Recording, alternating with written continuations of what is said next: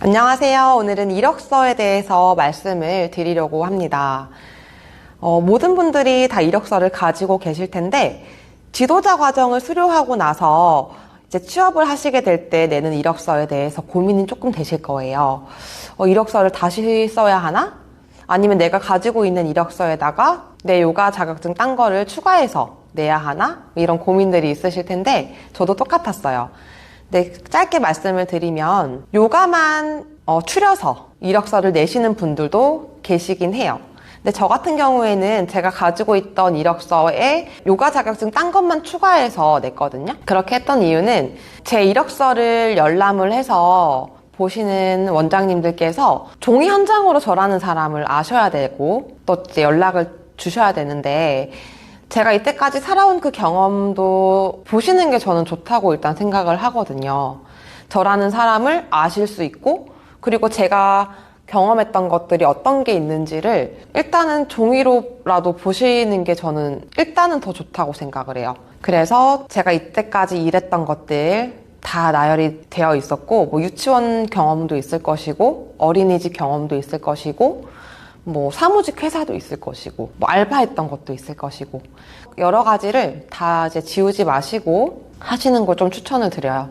왜냐하면 저는 이력서를 냈던 데들이 거의 다 연락이 다 오셨어요. 감사하게.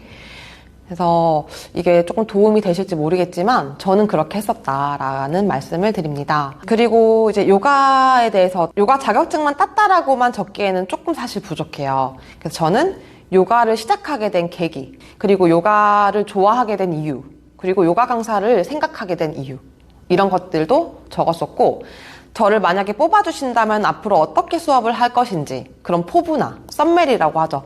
그런 것들도 같이 적어서 이력서를 만들었습니다. 예를 들어 저 같은 경우는 고등학교 때 클럽 활동 시간에 요가를 처음 만났어요. 옛날에 그 토요일마다 클럽 활동을 했었는데 저는 고1 때 요가를 처음 만나게 됐습니다. 근데 그 요가가 너무 재밌는 거예요. 그래서 고1, 고2, 고3 3년 동안 계속 그 요가반만 들어갔어요. 그리고 요가가 너무 재미있어서 계속 앞자리에서만 배웠던 기억이 있거든요. 그렇게 재미있다 보니까 20대 때도 이제 요가를 계속해서 하게 되는 거예요. 제가 사회생활을 할 때도 이제 취직을 해서 퇴근을 하고도 이제 요가를 하러 가고 그렇게 하다 보니까 10년을 넘게 요가를 하게 됐어요. 이제 그러다가 문득 드는 생각이 이제 유치원 어린이집 경력이 몇 년 정도 쌓였다 보니까 나이가 더 들기 전에 다른 일을 좀 해보고 싶은 거예요. 그리고 요가 강사라는 직업도 한번 해보고 싶어서 제가 정말 좋아하는 강사님이 한 분 계셨는데 그 강사님께 어떻게 요가 강사를 할 수 있냐 여쭤봤더니 어떻게 하면 된다 이렇게 방법들을 말씀을 해주시더라고요. 그리고 그 센터 번호도 알려주셔서 지도자 과정에 등록을 하게 됐습니다.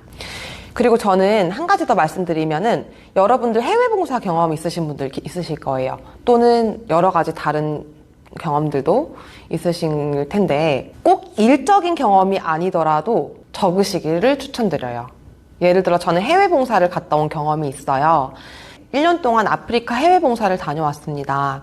그래서 대학교 1학년 휴학을 하고 다녀왔는데 이제 갔다 와서 또 다시 유아교육과 복학을 했죠. 근데 그 1년의 그 아프리카의 경험을 굉장히 좋게 봐주세요. 그래서 그런 것들도 있으니까 여러분들께서 꼭 일적인 경험 외에 다른 소중한 빛나는 경험이 있으시다면 굳이 지우지 마시고 제출을 하시기를 추천드려요.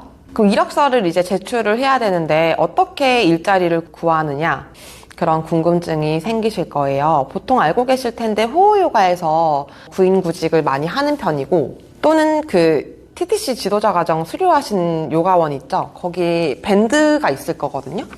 없으신 데도 있겠지만 저는 있었어요. 그래서 밴드에도 많이 올라옵니다.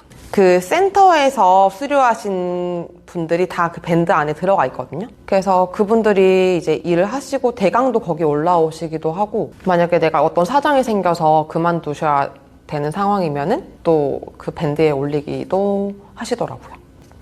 그러니까 그런 것들 그래서 밴드나 호흡 요가를 통해서 저는 취직을 했었고요. 프로필 사진을 이제 찍어야 되나라는 고민이 되실 거예요. 저는 프로필 사진은 굳이 바디 프로필까지 찍지는 않았고 한강 요가를 통해서 예쁜 사진을 찍었습니다. 봄, 가을에 되게 한강 요가 많이 열리거든요. 그래서 그런 데 가셔가지고 예쁜 요가 동작 하시면서 사진 남겨서 그거를 이력서에 첨부를 저는 하셔도 되고, 저는 핑크 색깔 레깅스에다가 흰색 민소매 요가복 입고 요가 동작을 여러 가지를 찍었었어요. 수련도 하고 프로필 사진도 찍고. 근데 간혹 가다가 프로필 촬영도 해주는 야외 요가도 있어요. 그런 것도 가시면 좋아요. 가격도 얼마 안 해요. 뭐 35,000원, 4만원. 비싸도 5만원 정도 하니까 1시간에서 1시간 반 정도 수련하시고 촬영도 하시고 그러면 너무 좋죠. 그래서 꼭 바디 프로필은 굳이 몇십만 원씩 해서 찍으면 좋겠죠, 물론. 근데 만약에 시간이 너무 없으시거나 당장에 이력서를 내고 싶으시다면 그런 방법도 있다는 점 말씀을 드립니다.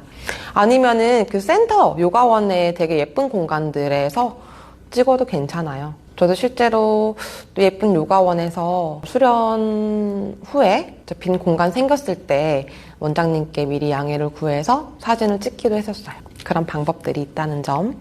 이력서를 그래서 내실 때는 그냥 기존에 있던 나의 이력서에다가 나의 경험을 바탕으로 요가에 대한 걸 첨부를 하시고 그 다음에 사진도 첨부를 하시고 내시면 됩니다. 왜냐면 보통 요가원에서 이제 강사를 구하실 때 프로필 여부에 Y가 돼 있어요. Yes가 돼 있거든요. 그래서 프로필을 보시더라고요. 그렇게 예쁘게 사진 남기셔서 준비를 하시면 됩니다.